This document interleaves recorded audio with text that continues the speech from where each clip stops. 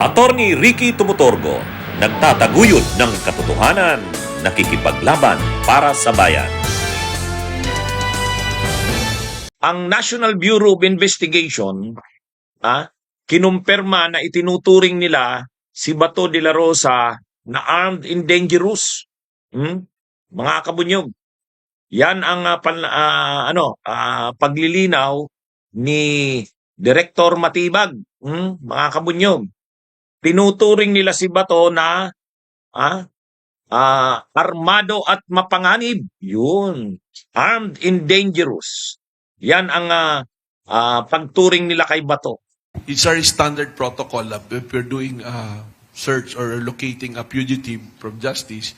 Ang presumption namin lagi is armado yan at delikado yung magiging approach. So, ang instruction po natin sa ating mga law enforcement, sa ating mga NBI agents, is to proceed with caution every time na limbawa nag-positive na or even doon sa area na suspected na talagang nandoon siya, is kailangan maging maingat po sa paghuli dahil that's always the presumption. Especially Senator Bato, who used to be chief of police natin, a major law enforcement natin dito sa Pilipinas.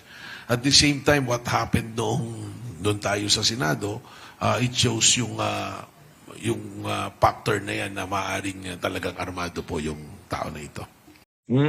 Kaya sabi ng mga otoridad ng NBI, ng PNP, kung aarestuhin si Bato, handa sila na posibleng ito'y manlaban.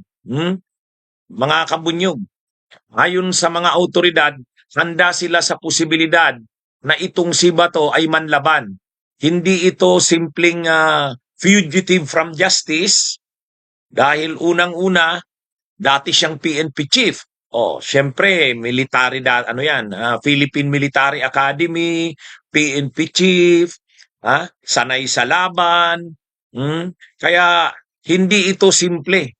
Sabi ni Director Matibag ng NBI sa isang interview, lahat sila ay tinuturing nilang mapanganib, armed and dangerous itong si Bato de la Rosa. Kaya kung ito man ay malocate na nila at ready na silang arestuhin ito, hindi madali ito. Para sa kanila, si Bato de la Rosa ay posibleng manlaban. Hindi nila dinidiscount yan ng posibilidad na posibleng manlaban ito. Ayon mismo kay Director Matibag, kasi kung hindi ito manlalaban, kung kusa itong susuko, ito sana ay hindi na tumakas sa Senado. Sabi ni Director Matibag, yung the fact na tumakas ito sa Senado,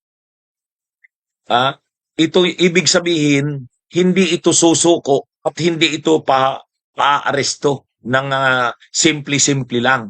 Kasi kung ito'y may planong sumuko o magpa-aresto, hindi ito tatakas doon sa Senado. Pero by the looks of it, baka wala siyang balak sumuko dahil nandiyan na nga siya sa Senado, bigla pang nawala.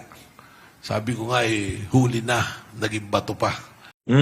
Kasi binigyan na siya ng protective custody ng Senado, pero ang pinili niya, tumakas doon. At pagtakas niya doon, nagtatago na naman siya ngayon. So sabi ni Director Matibag, ibig sabihin yan, posibleng walang planong sumuko yan. Bagamat, ayon kay PNP Chief Nartatis, hinihikayat nila umano si Bato de la Rosa na sumuko ito. Pinapaabot daw nila kay Bato de la Rosa na sumuko ito ng mahinahon para hindi magkagulo.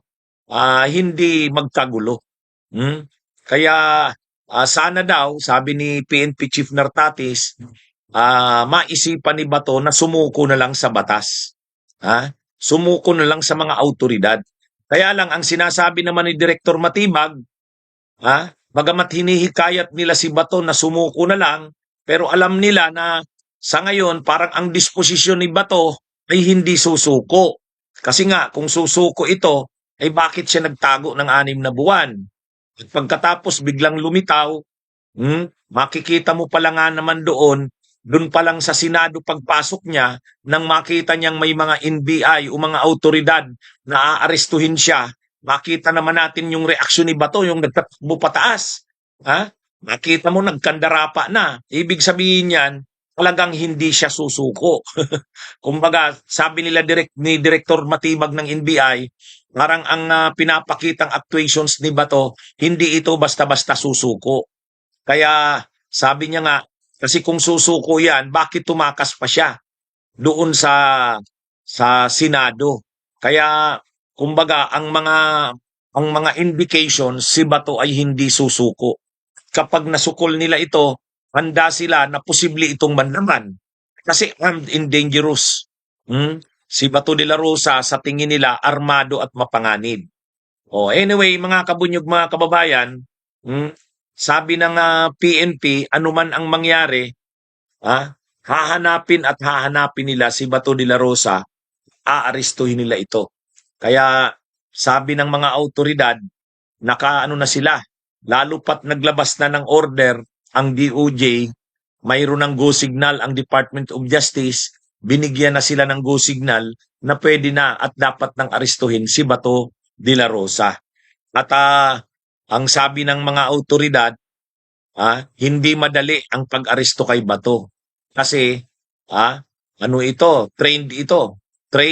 Dating military, dating PNP, naging PNP chief pa. Okay lang sana kung itong si Bato ay may planong sumuko. Sa tingin nila, wala eh. Ang tingin daw ng mga autoridad, parang wala itong planong sumuko eh. Kasi makikita mo, 6 na buwan na nagtago. Tapos nung nagpakita doon sa Senado, nung makita ng may aaresto sa kanya, nagkandara pa ng takbo. Ibig sabihin, hindi talaga pahuhuli. Hindi siya pahuhuli. Nung nandun sa Senado, kaagad-agad, nung malaman niyang walang TRO na nilabas ang Korte Suprema, ng mismong araw na yon biglang lumabas, tumakas. Kasama si Robin Padilla. Kaya ang tingin ng mga autoridad, malaki ang tsansa hindi susuko si Bato. Kaya naghahanda sila sa isang senaryo na kapag inaresto ito ay manlaban. Ang trato nila dito ayon kay Director Matibag, armed and dangerous. Kaya yung kanila daw na mga teams na naghahanap dito, yung mga posibleng magsagawa ng pag-aresto, wag itrato ito na parang normal lang. Kasi hindi ito simpleng pag-aresto. Armed and dangerous itong si Bato de la Rosa. Yan mga kabunyog, mga kababayan. Talagang sa bagay, kumpara naman kay Kibuloy, hindi naman trained si Kibuloy. Si Duterte rin, matanda na rin.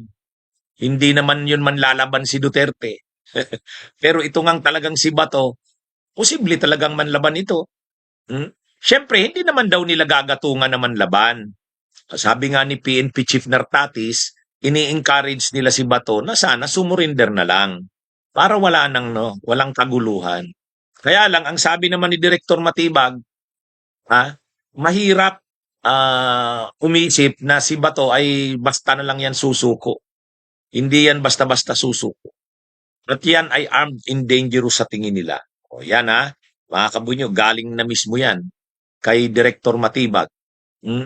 Yan yung ano niya dyan, mga kabunyog, mga kababayan. Kaya sabi nila Director Matibag, maingat sila dito sa ginagawa nila kay Bato de la Rosa.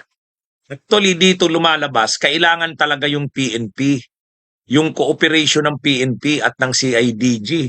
Kaya lang ito kasing si DILG Secretary Jun Vic Rimulya, parang malamya pagdating sa pag-aresto kay Bato. Ano ito, mga kabunyog, mga kababayan? Kumbaga, sabi ng mga observers, nakakalungkot na parang malamya itong si Jun Vic Rimulya, hindi ganun kadesisyonado. Pero nagsabi naman si Jun Vic Rimulya na susundin nila yung order daw ng DOJ kasi naglabas na ng order ang DOJ, arestuhin na eh. Kaya lang, syempre, marami kasing nagdududa dito kay Junvic. Parang hindi siya kumbinsido na aarestuhin si Bato. Kaya nga marami ang nananawagan, palitan na lang muna si Junvic Rimulya eh. Anyway, abangan natin kung anong magiging action dyan ng Pangulo. Ano? Bunyog, bunyog, halikan na kasama ka. Bunyog, kapag buklod ay may pag-asa.